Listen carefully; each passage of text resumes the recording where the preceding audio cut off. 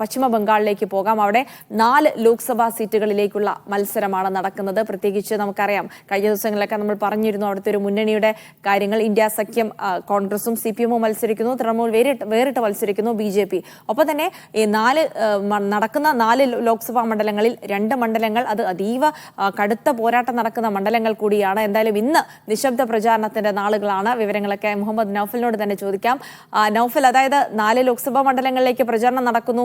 ഒരുപക്ഷെ എനിക്ക് തോന്നുന്നു നമ്മൾ കേരളം വിട്ടുപോകുമ്പോൾ പിന്നീട് ശക്തമായ പ്രചാരണവും തെരഞ്ഞെടുപ്പ് ഒക്കെയായി സജീവമാകുന്ന ഒരു സംസ്ഥാനം അത് പശ്ചിമ ബംഗാൾ തന്നെയാണ്. അത്തരത്തിലുള്ള വലിയ കൊട്ടിഘോഷത്തോടെയുള്ള തെരഞ്ഞെടുപ്പ് പ്രചാരണമൊക്കെ നടന്നു കഴിഞ്ഞിരിക്കുന്നു. ഇനി നിശബ്ദ പ്രചാരണത്തിന്റെ നാളുകളാണ്.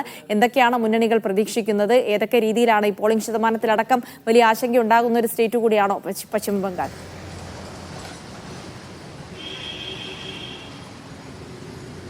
ജിൽസി സൂചിപ്പിച്ചതുപോലെ വളരെ പ്രധാനപ്പെട്ട 4 മണ്ഡലങ്ങളിലാണ് ഈ ഘട്ടത്തിൽ തെരഞ്ഞെടുപ്പ് നടക്കുന്നത്. അത് തൃണമൂലിനും BJPക്കും മാത്രമല്ല CPMനും കോൺഗ്രസിനും വളരെ പ്രധാനപ്പെട്ട മണ്ഡലങ്ങളിലാണ് തെരഞ്ഞെടുപ്പ് നടക്കുന്നത് എന്നുള്ളതാണ് പ്രത്യേകത.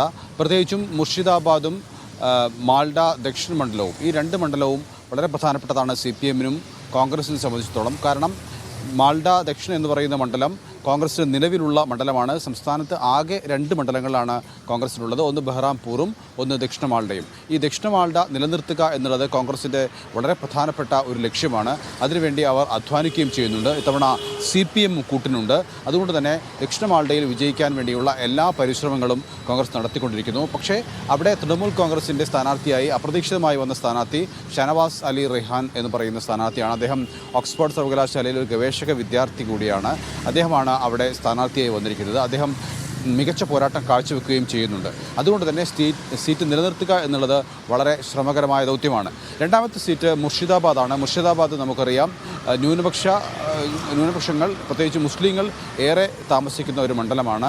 അവിടെ പക്ഷേ കഴിഞ്ഞ തവണ തൃണമൂലാണ് വിജയിച്ചത്. അതിന് തൊട്ട് മുമ്പ് CPM ജയിച്ചു. അതിനു മുമ്പ് ഏറെക്കാലം CPMൻ്റെ കൈവശമുണ്ടായിരുന്ന മണ്ഡലം ഇടയ്ക്ക് വെച്ച് കൈവിടുകയും ചെയ്തിരുന്നു.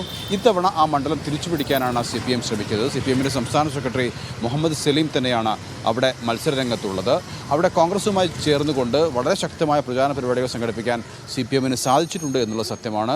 പ്രചാരണ പരിപാടികളിലൊക്കെ വലിയ ജനക്കൂട്ടവുമൊക്കെ തടിച്ചുകൂടിയിട്ടുണ്ട്. പക്ഷേ കഴിഞ്ഞ തവണ 2.5 ലക്ഷത്തോളം വോട്ടിനാണ് അവിടെ തൃണമൂൽ സ്ഥാനാർത്ഥി ജയിച്ചത്. അവിടെ 4ാം സ്ഥാനത്തായിരുന്നു CPM എന്നുകൂടി ഓർക്കുക. അങ്ങനെയിരിക്കെ ഇത് ആ വിജയമാർക്കിലേക്ക് എത്തിച്ചേരാൻ വലിയ അധ്വാനം വേണ്ടതുണ്ട്, വലിയ വോട്ട് ശതമാനം കിട്ടേണ്ടതുണ്ട് എന്നുള്ള സത്യമാണ്. എങ്കിൽ തന്നെയും മുർഷിദാബാദിൽ പ്രതീക്ഷയുണ്ട് ഈ മുന്നണിക്ക്.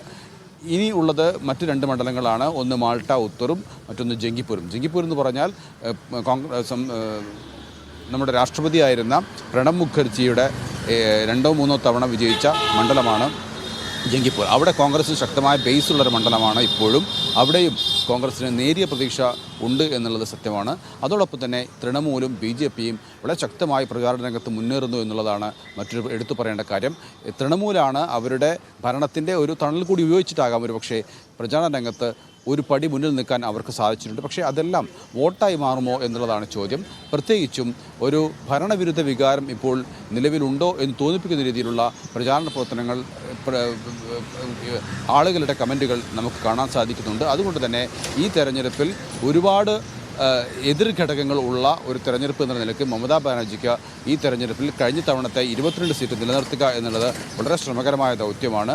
അതുകൊണ്ട് തന്നെ ഒരു വലിയ ത്രികോണ പോരാട്ടം തന്നെയാണ് ബംഗാളിൽ നടക്കുന്നതെന്ന് പറയാൻ സാധിക്കും. BJP, തൃണമൂൽ, കോൺഗ്രസ്, CPM എന്ന് പറയുന്ന സഖ്യം, ഈ 3ഉം ഉള്ള രാജ്യത്ത് എവിടെയും ഇല്ലാത്ത രീതിയിലുള്ള ത്രികോണ മത്സരമാണ് പശ്ചിമ ബംഗാളിൽ നടക്കുന്നത്. അതിൽ ഏറ്റവും പ്രധാനപ്പെട്ട ഒരു ഘട്ടമാണ് ഈ വോട്ടെടുപ്പ് എന്ന് പറയുന്നത്.